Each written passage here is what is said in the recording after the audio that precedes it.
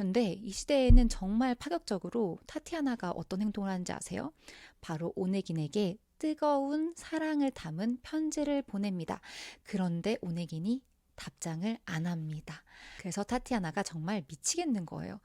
우리는 여자를 사랑하지 않을수록 더 쉽게 사랑받고 더 확실히 그녀를 유혹하며 파멸의 올가미에 몰아넣는다. 당신은 또다시 사랑하게 될 것이오. 다만 자기 절제를 배워야 하오. 순진함은 불행으로 이어진다오. 그런데 여기에서 어떤 여자를 봐요. 너무 멋진 귀부인이었어요. 그래서 누군데? 했더니 내 아내 라고 말하는 거예요. 오네기는 한눈에 반해버립니다. 안녕하세요 여러분. 나를 빛내는 소프트한 지식 준수 다이제스트입니다. 첫 영상을 찍으면서 주제를 뭘로 해야 될지 고민을 많이 했는데요. 고민 끝에 러시아의 대문호죠. 러시아 문학의 정체성이라고도 할 수 있는 푸시킨의 예브게니 오네긴이라는 작품에 대해서 다뤄보도록 하겠습니다. 러시아 문학이라니 너무 어려워 보이고 걱정부터 되는 분들도 계실 텐데요. 저와 함께 정말 쉽고 재밌게 같이 알아보는 시간이 되었으면 좋겠고, 이 시간을 통해서 여러분들께서도 또 나의 정말 뜨거운 사랑에 대해서 다시 한번 생각을 해보고, 또 사랑의 타이밍이 무엇인가 같이 생각해보는 그런 시간이 되었으면 좋겠습니다. 우리가 오늘 만나볼 주인공인 예브게니 오네긴에 대해서 이야기를 잠깐 드려보도록 하겠습니다. 예브게니 오네긴이라는 이 남자, 이름부터도 약간 카리스마가 느껴지지 않나요? 예브게니 오네긴은 너무 잘생기고 멋있고 어디에 딱 등장을 해도 사람들이 저 사람이 뭔가 특별하다, 저 사람이 주인공이다, 이런 느낌, 아우라를 주는 아주 멋진 남자였습니다.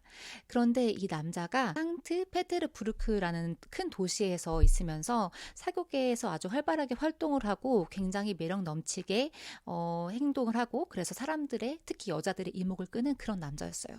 그런데 이 남자가 이것도 다 지겨워져 버린 거예요. 이런 도시 남자의 생활이 너무 지겨워진 이 남자가 시골로 향하게 됩니다. 왜냐하면 시골에 아픈 삼촌이 있었는데 그 삼촌이 영지하고 유산을 이 예브게니 오네긴에게 물려주도록 했기 때문이죠. 시골에 온 오네긴은 여기에서 이웃에 사는 렌스키라는 청년과 친구가 돼요. 이 렌스키는 오네긴하고 물과 기름처럼 달라서 씻는 걸 좋아하고 만사에 약간 심각한 편이에요. 근데 이 렌스키가 흠뻑 빠져있는 약혼자인 올가가 있었습니다. 아주 아름다운 소녀였고 렌스키는 올가에게 아주 많이 빠져 있었어요. 어느 날 이들 모두 함께 식사를 하게 됩니다. 거기에서 오네기는 올가의 언니인 타티아나를 처음으로 만나게 됩니다. 타티아나가 바로 이 작품의 여주인공입니다. 타티아나는 빼어나게 아름다운 동생 올가와는 달리 외모는 좀 평범하고 완전히 책에 빠져있는, 그런 자기만의 세계에 빠져있는 그런 소녀였어요. 오네긴에게 타티아나는 그래, 이런 애가 있구나, 뭐 올가라는 예쁜 여자에게 이런 진중한 동생이 있구나, 이런 정도였다면, 타티아나는 오네긴을 보고 글쎄 완전히 빠져버립니다. 그야말로 첫눈에 반한 거예요. 말릴 수도 없었어요. 근데 이 시대에는 정말 파격적으로 타티아나가 어떤 행동을 하는지 아세요? 바로 오네긴에게 뜨거운 사랑을 담은 편지를 보냅니다.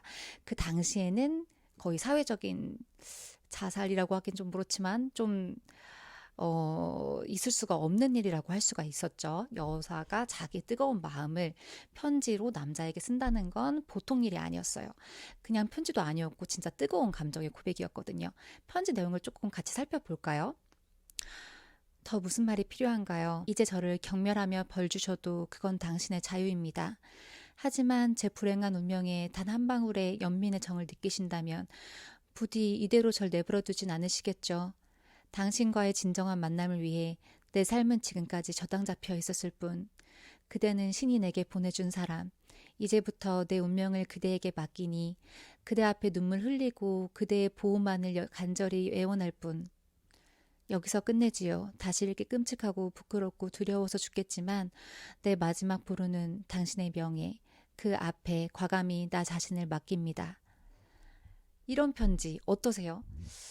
이게 현대에 쓴다고 해도 상당히 뜨겁다.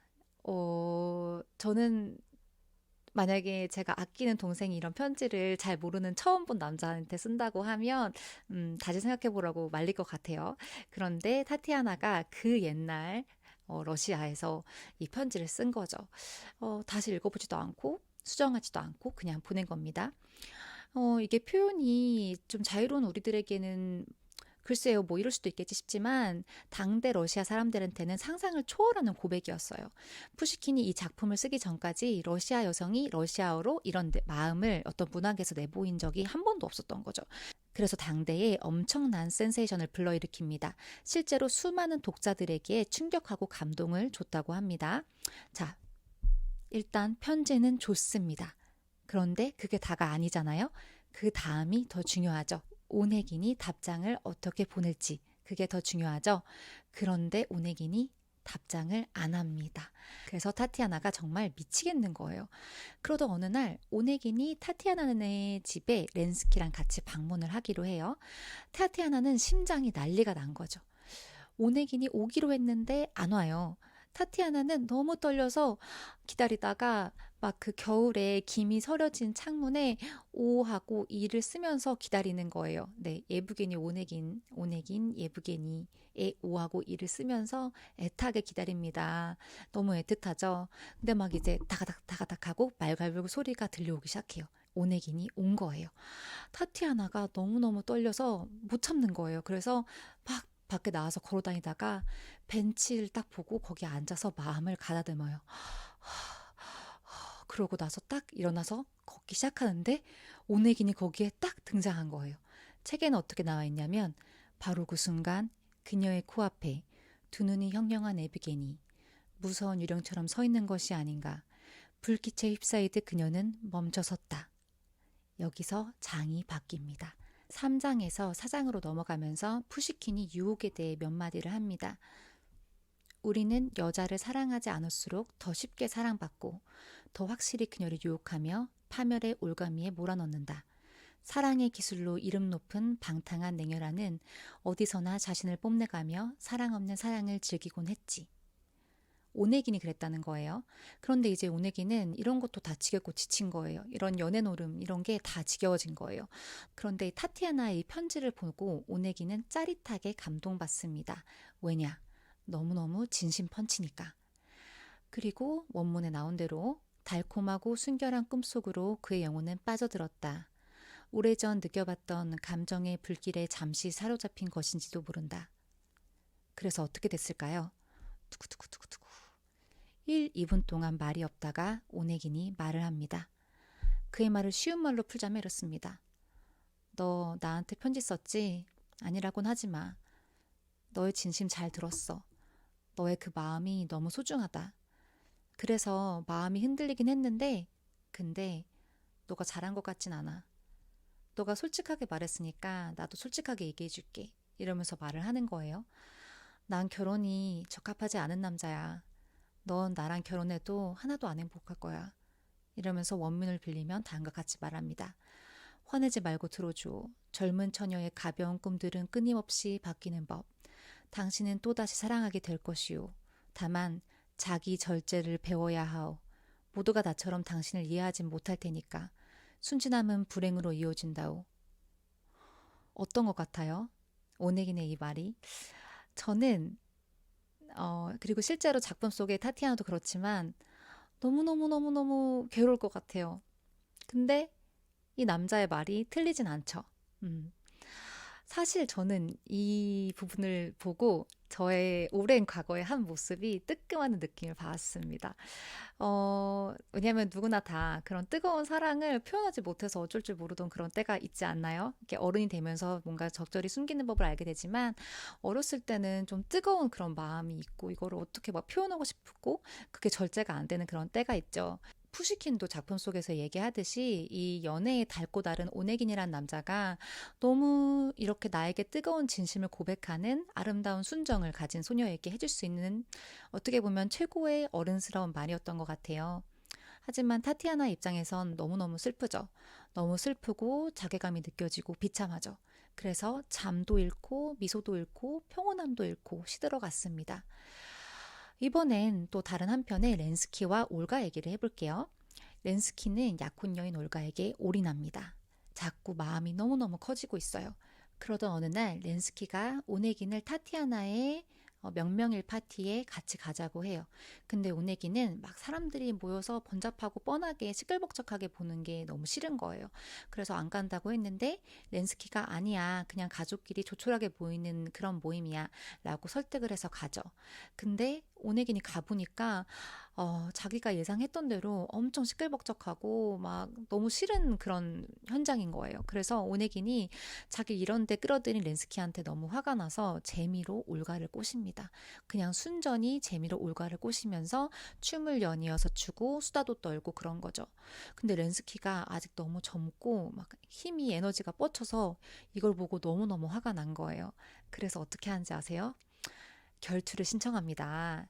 이 당시 결투는 애들 장난이 아니었고요. 권총으로 하는 피 튀기는 결투였어요.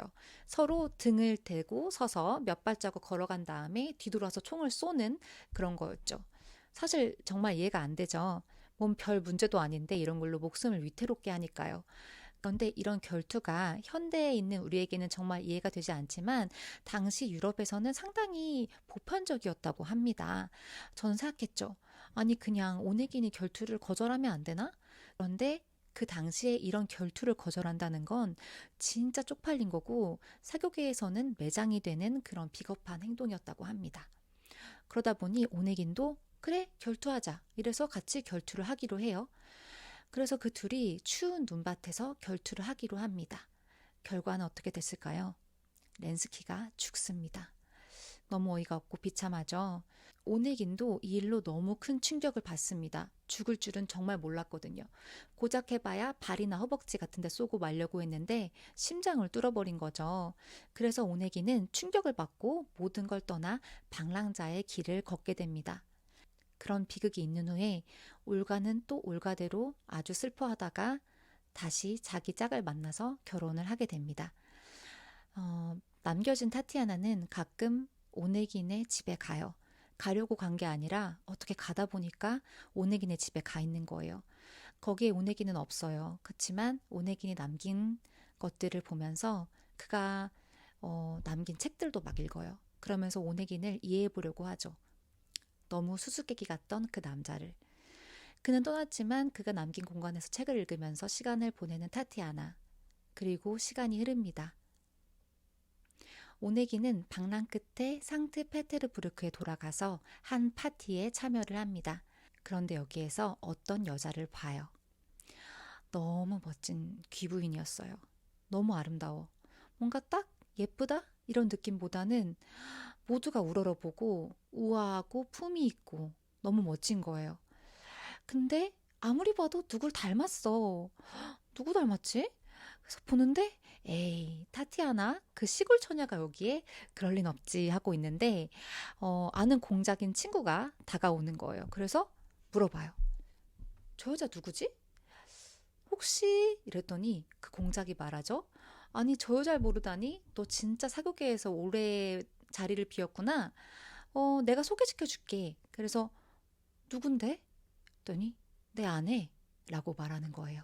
이제 타티아나가 완전히 우아하고 지적인 공작 부인이 되어 있었던 거예요. 예전에 소녀는 없고 당당한 여성만 있었습니다. 오네기는 한눈에 반해버립니다. 그런데 타티아나가 시큰둥해요. 차가워요. 그렇다고 아예 무시하는 것도 아니고 그냥 적절하게 거리를 유지하면서 해야 되는 인사치레는 하고 아무 일도 없다는 듯이 말을 하는 거예요. 원문엔 이렇게 나와 있어요. 그가 아무리 길을 쓰고 심지어는 죽어가도 그녀는 아는 체하지 않았다. 집에서는 느긋하게 맞이하고 손님들 사이에서 세 마디쯤 말을 건네고 때로는 인사만 까딱 때로는 아예 알아보지도 못한다. 오네기는 완전히 사랑에 빠져서 뭐 이제는 주변에 보이는 것도 없이 타티아나에게만 사로잡혀 있었어요. 그리고 막 편지를 막 쓰기 시작하죠. 옛날에 타티아나가 오네긴에게 한 장의 뜨거운 편지를 보냈다면 이번에 오네긴은 타티아나에게 수도 없는 편지를 보내게 됩니다. 내용은 아주 뜨겁습니다. 한번 읽어드릴게요. 사랑의 갈증으로 애태우며 불타오르면서도 들끓는 피를 매 순간 이성으로 잠재워야 한다는 것이 당신의 두 무릎을 꼭 껴안고 흐느끼며 당신 발 아래 애원과 고백과 호소와 내가 표현할 수 있는 모든 것을 쏟아붓고자 열명하면서도 가식적인 냉정으로 언어와 시선을 무장한 채 명랑한 눈으로 당신을 바라보며 차가운 대화를 이어나가야 한다는 것이 얼마나 끔찍한 일인가를 당신이 알 수 있다면. 이런 편지를 계속 씁니다. 그런데 타티아나는 꿈쩍도 안 해요. 오히려 책망하는 듯한 짜증난 표정만 짓습니다. 그리고 겨울이 오죠. 오네기는 집안에 처박혀서 책만 읽습니다. 그러다 이제 시간이 흘러 봄이 왔는데 겨울 내내 알았던 오네기니 힘을 내서 타티아나의 집으로 찾아갑니다. 그리고 무턱대고 집 안으로 들어가죠. 입구에 아무도 없어서 또 안으로 들어가는데 거기에 누군가가 있습니다. 바로 타티아나죠. 원문에 아무런 치장 않고 창백한 얼굴로 홀로 앉아 한 손에 뺨을 괜 채 어느 편지를 읽으며 조용히 하염없는 눈물을 흘리고 있는 바로 눈앞의 공작 부인. 이게 바로 타티아나였습니다. 타티아나도 계속 마음이 아팠던 거예요. 그 옛날 오네긴에게 절절한 마음을 표현했던 그 소녀가 아직 타티아나의 마음속에 살아있던 겁니다. 오네기는 타티아나의 발 앞에 무너져 내려요. 그리고 타티아나가 솔직하게 말해요. 그때 당신 나한테 설교했던 거 기억나세요? 이젠 내 차례네요. 하면서요. 그녀의 말을 의역해보자면 다음과 같습니다. 그때 저 진짜 진심일 때 냉정하게 거절했었죠. 근데 그래놓고 이제 와서 왜 그래요? 내가 사교계에서 성공해서 이제 내가 갑자기 필요해요? 나한테 이런 화려함이 다 무슨 의미겠어요. 다 의미 없어요. 난 다시 옛 시골로 돌아갈 수 있다면 다 버릴 수 있어요. 하지만 어머니의 눈물로 난 결혼을 했고 운명은 정해졌어요. 내 곁을 떠나주세요. 당신을 사랑해요. 숨길 필요가 있을까요? 하지만 난 다른 남자에게 속한 몸, 영원히 그에게 충실할 거예요. 그렇게 바닥에 무너져 내린 오네긴을 두고 타티아나는 그 방을 떠납니다. 어떠셨어요? 타티아나의 너무 쿨한 복수, 시원하게 느껴지시나요? 사실 제목에 그렇게 썼죠. 나를 차버린 썸남에게 가장 쿨하게 복수하는 법. 복수는 복수인데 정말 복수일까? 글쎄요. 타티아나는 정말 행복했을까요? 정말 아니죠. 너무너무 슬펐을 것 같아요. 저는 사실 이 작품을 푸시킨의 작품이 아니라 차이코프스키의 오페라로 처음 만났습니다. 지금부터 한 10년도 더 전에 비엔나에 방문을 했을 때 오페라 극장에서 제가 그때 처음으로 본 오페라였어요. 푸시킨의 작품을 차이코프스키가 각색해서 세상에 내놓은 아주 유명한 오페라입니다. 그 당시에는 이제 오페라 언어를 이해하기가 힘드니까 미리 이제 좀 공부를 해갔죠. 스토리를 좀 알아보고 갔는데 그때 당시에는 너무 뻔한 이야기라고 생각을 했어요. 사실 우리 모두 한 번쯤은 생각해봤던 그런 거 아닌가요?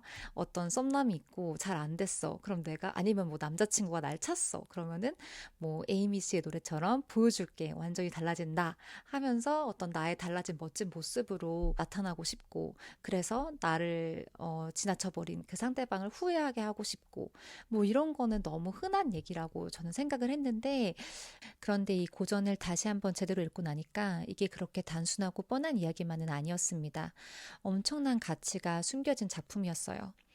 물론 개인에게 와닿는 그런 가치도 있겠지만 러시아 문학에 있어서 엄청나게 센세이셔널한 작품이었고요. 이 작품을 통해서 러시아 작품은 그 이전과 이후로 나뉜다고 합니다.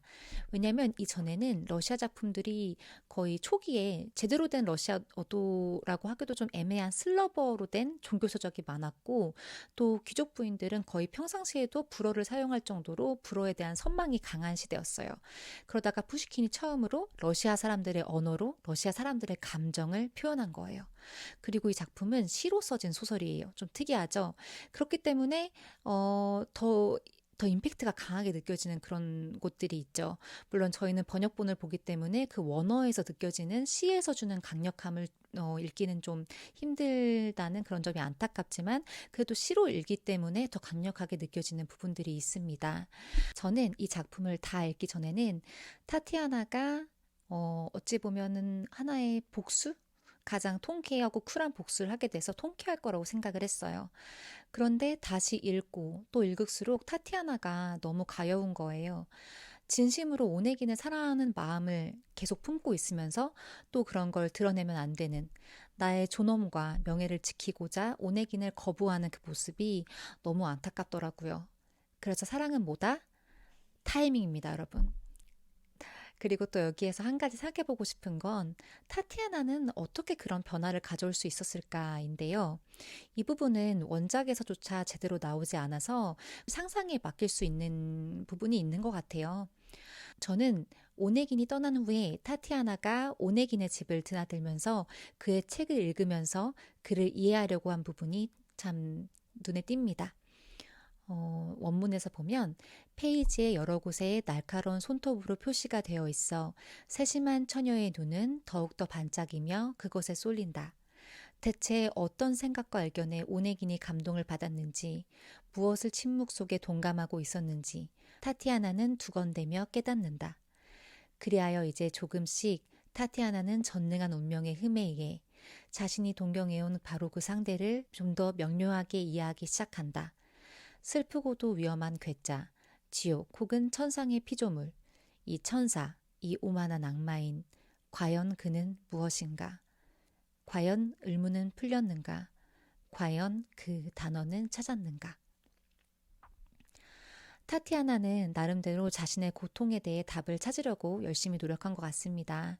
그래서 그 결과 오네긴도 홀딱 반할 만한 멋진 귀부인이 되었고요. 이 작품이 우리에게 던지는 메시지는 무엇일까요?